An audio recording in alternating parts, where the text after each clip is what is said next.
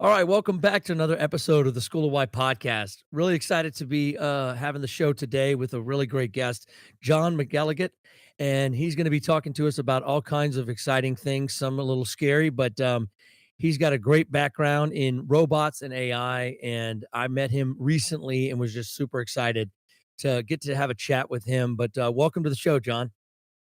Appreciate it, Frankie. Thank you for having me on. I am excited as well. Awesome. Well, look, let's jump right in. Tell us a little bit about your experience and your background with robots and AI and how that became a big part of your passion and purpose. So again, my name's John McElligott. I'm the CEO of York Exponential. So we began life as what's called a collaborative robotics company. So for those of you that maybe aren't familiar with the robotics world, collaborative robots are small human-sized robots or smaller, easy to program, safe to be around, designed to work next to humans, not replace them. We've since expanded into larger industrial robots, computer vision, AI, developed our own software platform called Metis, and then during the pandemic, invented some clean room robots. So that kind of spun off as its own company.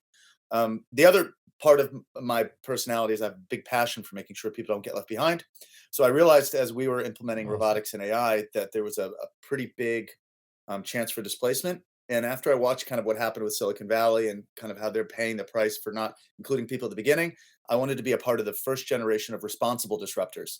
So we also started a licensed college. We're the first in the world. It's all accelerated education in artificial intelligence and robotics combined with traditional manufacturing skills like welding. So our goal is to create the first generation of robot mechanics. So good, solid blue collar jobs in robotics. We have a big philosophy that I don't believe robots are going to take people's jobs. I think people have been doing robots' jobs. The human mind is incredible. I don't have to convince you that, humans have this deep seated passion. And the reality is, Hmm. if a robot can do that job, a robot should do that job. We have enough real problems to solve that if the robots can free us up to become more human, that's my big goal. Nice. Well, that's interesting. Yeah, I know a lot of people are out there listening to this and watching, and they don't really understand kind of like how this transition not only is going to happen, but has already happened. I know when I first met you, that was one thing that was kind of mind blowing and terrifying. One of the things that you're focused on right now is not letting anyone get left behind, and I love that because I think that's important as people realize that it's there's actually an advantage to embracing this concept of robots and AI as opposed to trying to fight it. Because fighting it is how someone would be left behind. There's a lot of people out there still trying to figure out how to work their iPhone, and you talk a lot about the nature of work, business, and entrepreneurship, and how that's changing. Can you talk a little bit more about that and help us understand what that means? So if you look at like the four industrial revolutions that we've had, like in the first industrial revolution, humans were able to harness this power, the power of machines, right? So entrepreneurs everywhere were able to create incredible companies. And this was actually everywhere. These little manufacturing towns popped up all across the United States, provided lots of jobs. Now, in the second industrial revolution, some of these same entrepreneurs were able, as they were becoming older, so they're coming out of being young to being a little older, more wisdom, more experience, they're able to take the second industrial revolution and just catapult these companies. Now, something interesting happens though in the third industrial revolution when a lot of the folks that had started the companies passed it off to their kids, and this feeling of risk taker transitioned into caretaker.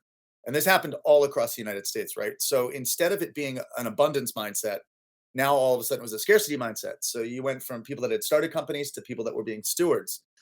So all new technology was seen as a threat. So they compartmentalized all the power. With this, a lot of the older generation of like massive entrepreneurs, like Rockefeller and Carnegie, these guys, as they died, they set up foundations. And in a lot of ways, they did it so they could rebrand themselves post death. So they gave lots of money away and stuff like that. But the truth is, they maintained that structure, right, where they were still their wishes were still continued even after they were dead. So a lot of these communities across the United States, as industry went away, outsourcing to places like China and automation, a lot of nonprofits began to step in and kind of fill those voids. Well, when that started to happen, people that were entrepreneurs or big risk takers began to not fit in any of these little pockets. So you started to see it, people leave places like York, Pennsylvania, where I live, and other small towns across the United States, and they gravitated to places like New York, Boston, and Silicon Valley. So all of a sudden, all the risk takers began to centralize, and out of that came like the third industrial revolution, right? So computers, mobile, web, internet, all this kind of stuff. Now, when a lot of that happened, there wasn't a big thought about how it would affect everyone else. And I think there was a couple reasons. One, you had people from all over the place, centralized, and so you fall into groupthink, right? Like everybody starts to think the same thing, and Mhm. you discount kind of everyone else. The other thing is, I don't think even the technologists building this could have anticipated how all these different technologies were going to begin to accelerate each other, right? So I don't think they were bad people. I just think they didn't think of the ramifications. But now, as we're Mhm. moving into the fourth industrial revolution, it's well underway because of the pandemic. I think we need to be even more deliberate about making sure that people are included Okay, because so as the physical and digital worlds come together, the stakes get much, much higher. okay, what remind me real quick because you're going fast and it's exciting. What was the 3rd revolution? Industrial revolution? So yeah, the third was like internet, computer, web, mobile. Okay, gotcha, So we went, went from the steam to electric to like computers and chips and stuff like that to now it's gotcha. AI, robotics, exponential technologies, metaverse, Web3, that kind of stuff. Interesting. Okay, got you. So now you think we're already in the 4th, industrial revolution? Oh yeah, yeah. It started, I would say, I mean, at least maybe a decade ago. Kernels, right? So robots are still kind of figuring things out. But if you look at what's happened even over the last 6 years, it's actually pretty astounding to see the leaps that computer vision, AI have made. And then during the pandemic, a lot of things before that were seen as novelties. Now there's a business case, which is why you're starting to hear a lot about Web3 and the metaverse. Virtual Yeah. meetings, virtual design, that kind of stuff, because all of these tools went from a new technology comes out, it's normally a novelty, a toy, a tool, and then mass adoption. But that cycle of like, toy to tool is shortening up very, very, very fast because for the first time there is a massive business case. And Interesting, that's yeah, different because with the emerging toy was technologies like this. like virtual reality or a Yeah, toy video robot or whatever. games. Yeah. Yep. Yeah, Is stuff like that that. And usually now, how it goes? Interesting. Was that is that yeah, all histor the time. like Yep, in other novelty. Yep. industrial revolutions, that was how it moved? So in the past industrial revolutions, it was a little bit different because when you had mechanization and it was driven You by didn't have like a Steam toy. Yeah, so yes, exactly, right? Because that type of equipment was incredibly well. The kicker was the reason it wasn't affordable is because we didn't have factories yet. Do you know what I Yeah, mean? And so yeah. like there was no factory to make those first So that machines. was like the If there chicken and the egg was, with that industrial right, revolution. right, Yeah. right. That's a good way to describe it, right? So you hit that tipping point, and that was the unlocking of human potential when humans and machines could be combined together. So that was like kind of this tipping point of like exponential growth. Up until that point, boats had been the same for a very, very long time. Medicine had been the same for a very, very long time. It was really this human and machine working together that unlocked it. Ironically, it was machines that unlocked the potential of human capacity. Interesting. Wow. Well, let me ask you this: what's your philosophy as far as like kind of this whole end of the world, end of America type mentality, and everybody gets really scared about that kind of stuff. You don't seem that scared about it. I've been on your website and seen some of your stuff, and you're like got the American flag and the you got robots behind you, and I think stuff blowing up. Um, you know, I mean, obviously, I guess some of that is satirical, but tell me a little bit about what's your philosophy around all that fun stuff? Yeah, so I take a little bit of a contrarian view to a lot of this. Um, so, and I can maybe get into kind of how I got into the position that I'm in as a technical futurist to middle America. So that's kind of been my sweet spot, is taking very high level concepts around things like artificial intelligence, robotics, Web3, quantum computing, and distilling it down into a way that makes sense for non-technical people and non-technical founders, as well as government officials, people across the United States, all connecting dots in a way so that they understand that the technology is moving in a direction that's going to affect all of us, right? So I've become pretty good at that. But I'm going to be honest. There's, I think, three very distinct scenarios that might play out. One is that the same way the first industrial revolution allowed us to go from a subsistence living to where, like, you're one bad storm away from all your food being gone and you starving, and then you can work 5 days a week. You could save money. Your kids could go to school. You could have a better life. To maybe if we do this right, and hear me out, is that if we embrace robotics, but we do it responsibly, we create the right policy around it, we make sure that our education adapts and speeds up and to meet some of these coming challenges, maybe we just work 2 days a week and we combine our power with artificial intelligence, robotics, Web3, the internet, and we're able to produce just as much in 2 days working with robots as we did in five. So now for the other 3 days out of the week, we're still working, right? We're not paying people to do no one, but now your job is essentially to be a good citizen. You're contributing to your community. The kinds of things that we say are very important now we very often expect people to do for free or get paid next to nothing, right? So if we can use Interesting. robotics responsibly in a way to create an abundance, then maybe we could eradicate poverty and free humans up to being more human. Now that for me is like my best case scenario, and that's what I'm driving to. The other one is, and this is kind of the second, which if we don't do anything, will most likely be what happens. Right now, the pandemic has created more wealth than ever before, right? But it's also created more wealth disparity, right? So right now we have haves and have-nots. If most of society doesn't become educated on this, doesn't begin to vote correctly, doesn't become informed, allows technology to continue to divide us, what you're going to start seeing is the extremely rich and then the extremely poor. So you will get a right now we have haves and have-nots. You may have haves and have-nevers, right? There will just be Mm. no catching up.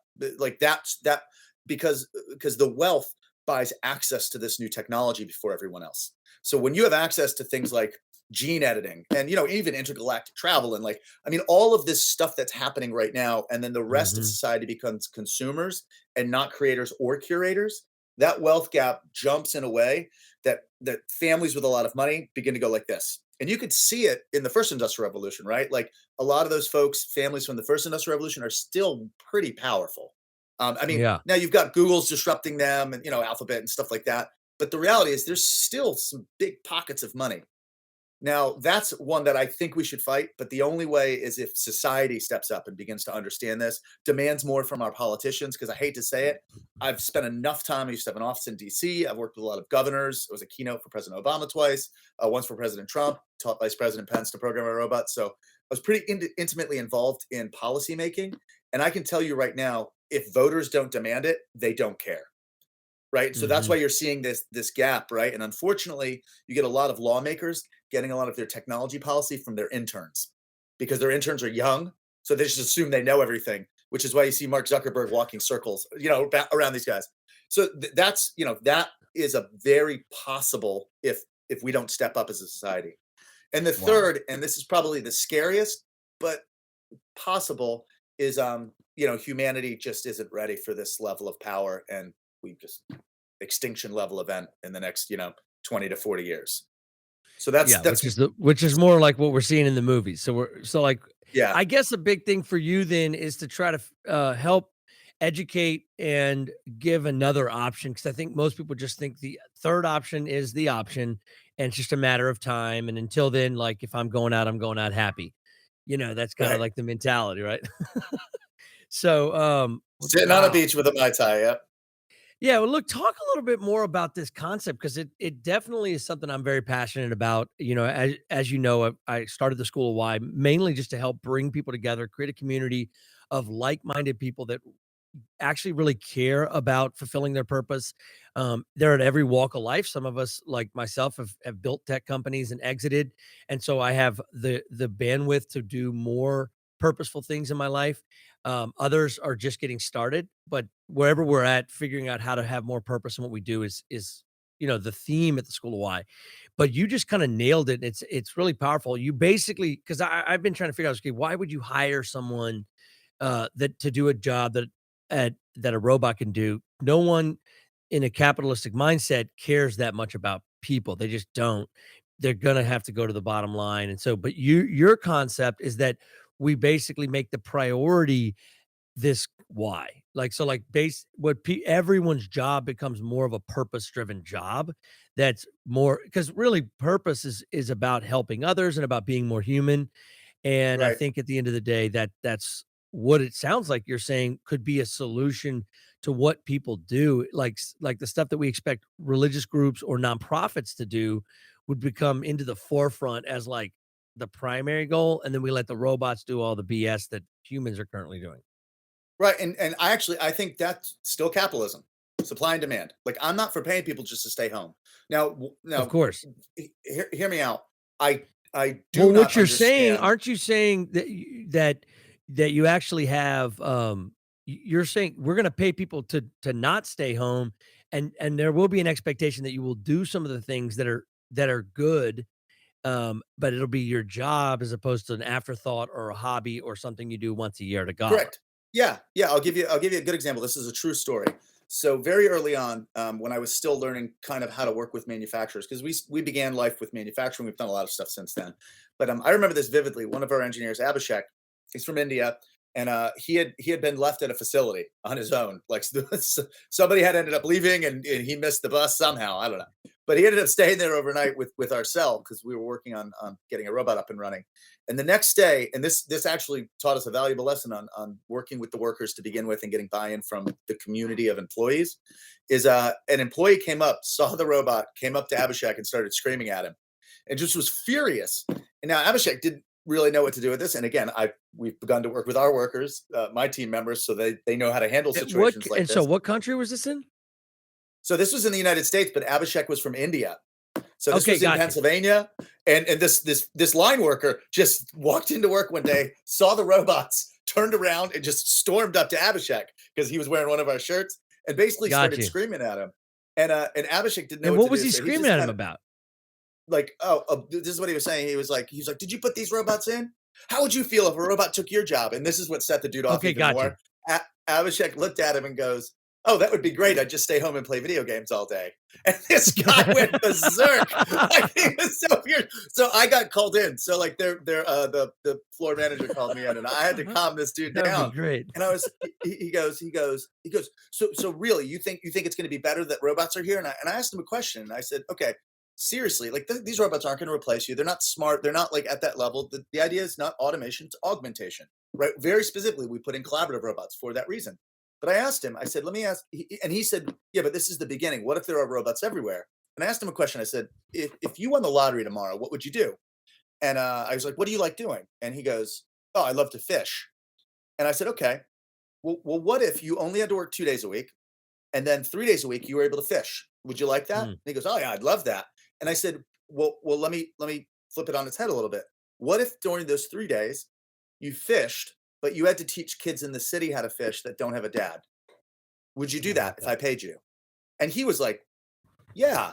You mean my family's taken care of? And I was like, yep. I was like, you still work, you still get paid, your family's taken care of, but I'm also going to pay you to help be a surrogate dad to kids that don't have a dad. And you can pass on your wisdom and your knowledge and how to do things. Would you like that? And he was like, yes. And I told him, I was like, that's the world I'm pushing towards. And he was dumbfounded because he's like, they'd had other robot companies in. And he's like, I'd never heard anybody frame it that way. And I wish more technologists were putting people at the core. Like at our core, York Exponential is not a robot company. We're a people company.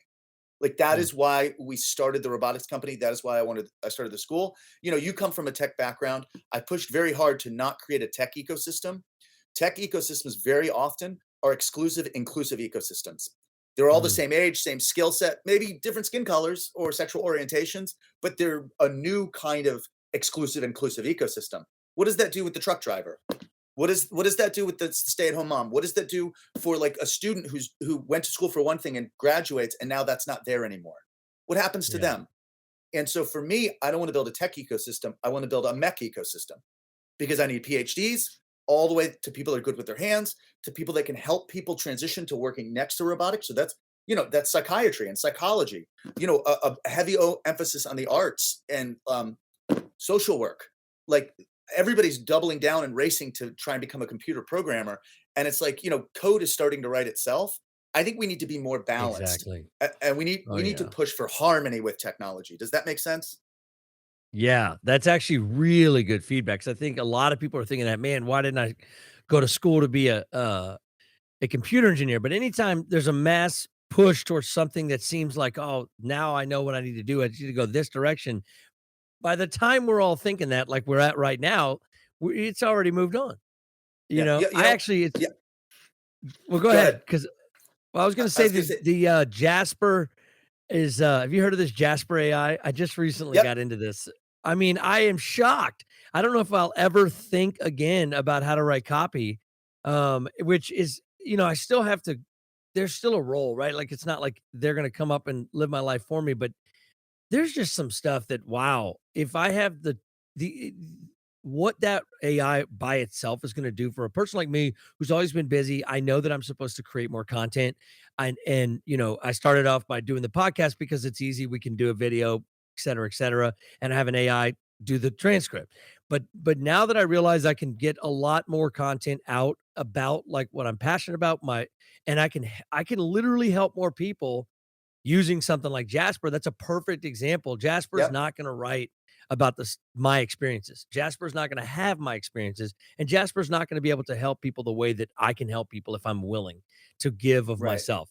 But Jasper sure as hell can help me get there a lot faster so I can focus on the Right. things that I need to be doing. So Yeah. this week is interesting.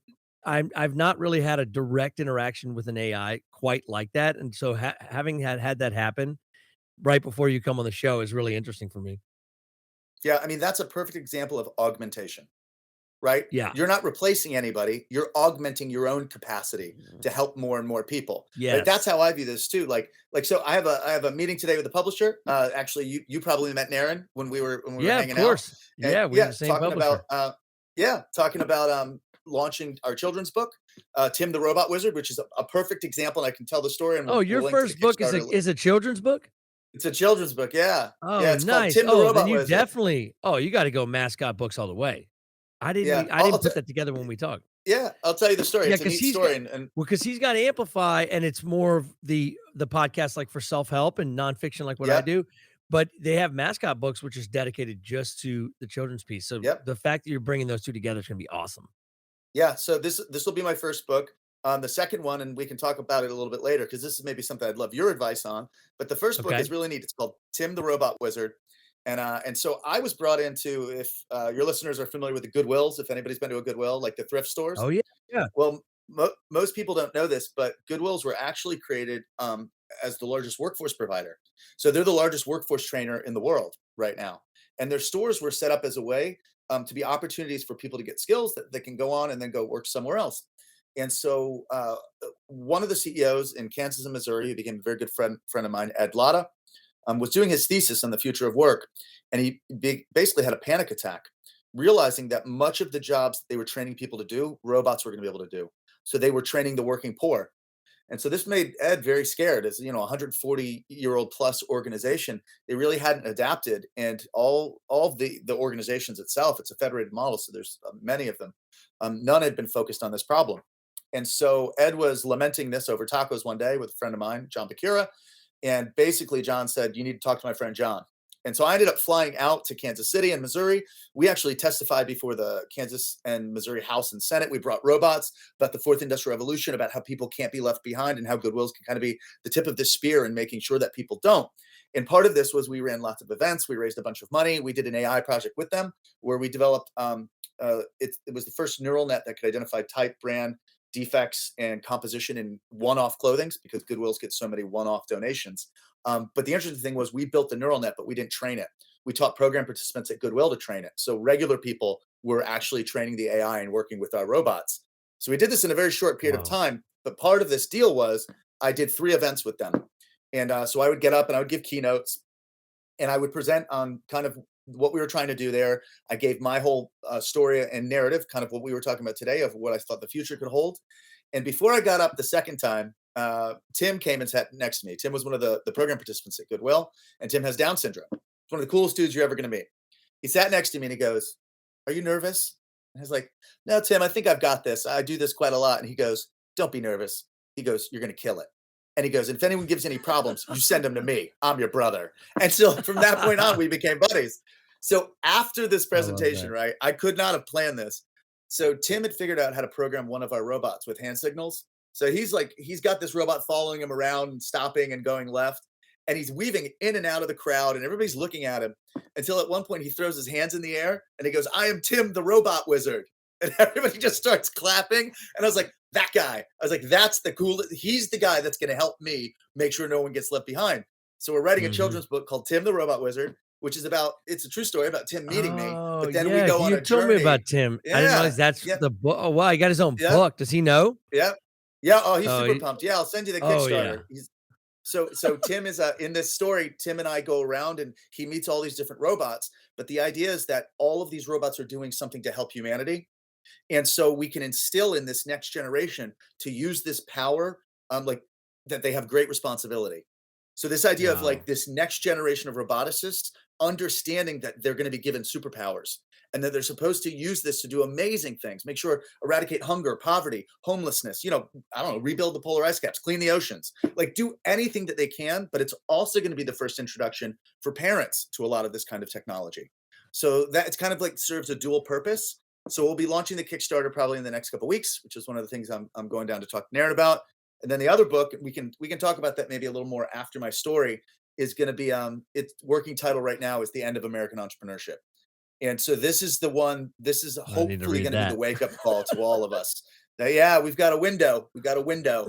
But Well, but yeah, we thank can God get a I little know more into you. that So later. we'll start build as soon as the show ends, we're gonna start building our bunker. But okay, so before we close, I want to talk to you a little bit about something that I really got excited about when we first met. And you talked to me about this obsession that we as Americans and even the world has right now that's gone a lot longer than I think even Hollywood expected. It's this obsession with superheroes.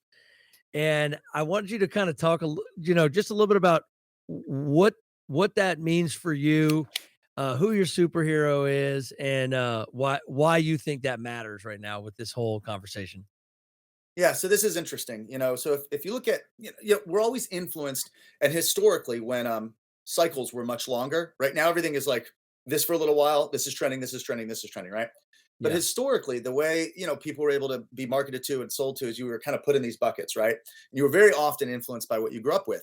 So kind of the last generation was like the Harry Potter, Twilight generation. So even if you look at when, and this isn't a political statement, but when you look at when President Trump got elected, there was this shock that it could possibly have happened.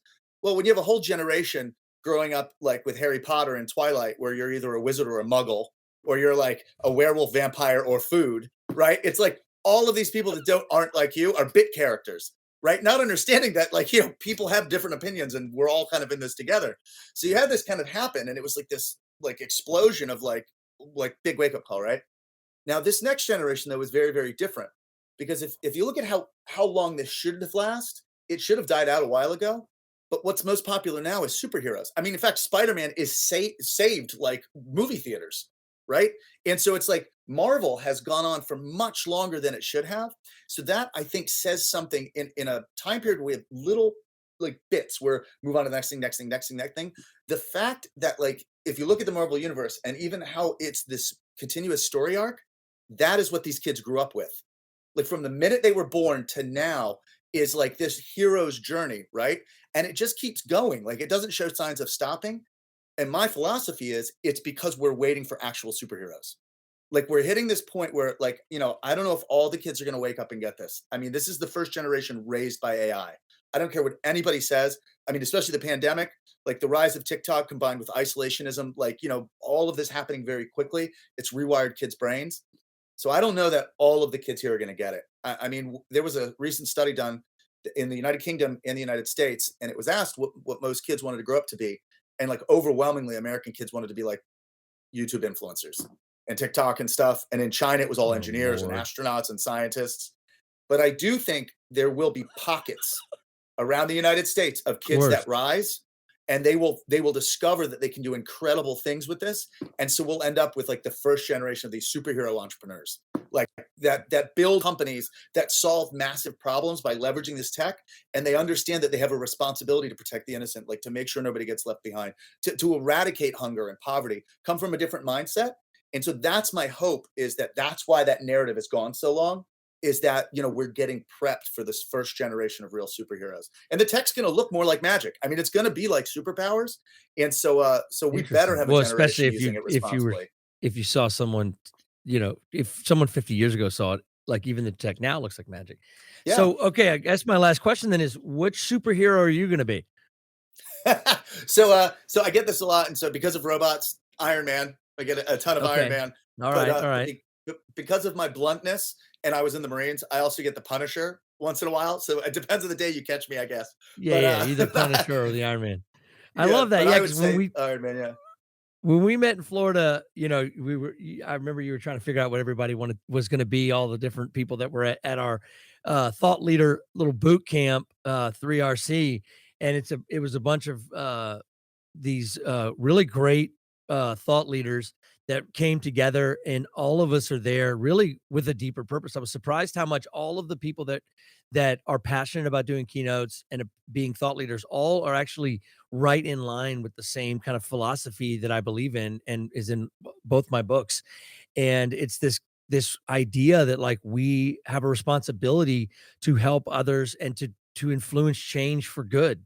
And that is really what we do. And so it was interesting because when you and I started talking, we started talking about my background. You were asking me about some different things, and it turns out, we came down to the idea that since I'm the guy who's really the bad guy, but is a good guy because I have to be, we landed on the idea that maybe I'm Venom, which I thought that was interesting. So I had never even seen the whole Venom, and I went back and watched the whole thing, and yeah, I love that anti-hero is you got to have some Yeah. anti-heroes in the bunch. So the Yeah. bad guy who is good because he has to be, I can get behind My that.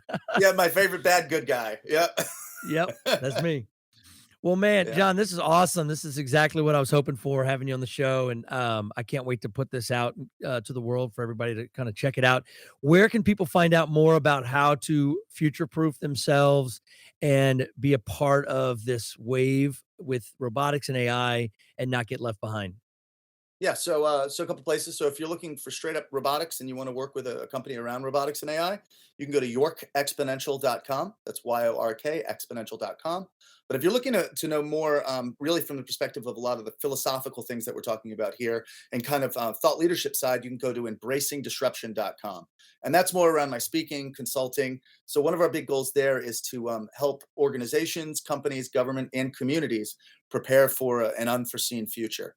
There's a lot of challenges, but there's just as many opportunities. And some of these things we've struggled with before, we're going to have access to the kinds of things that only a Google would have access to 10 years ago.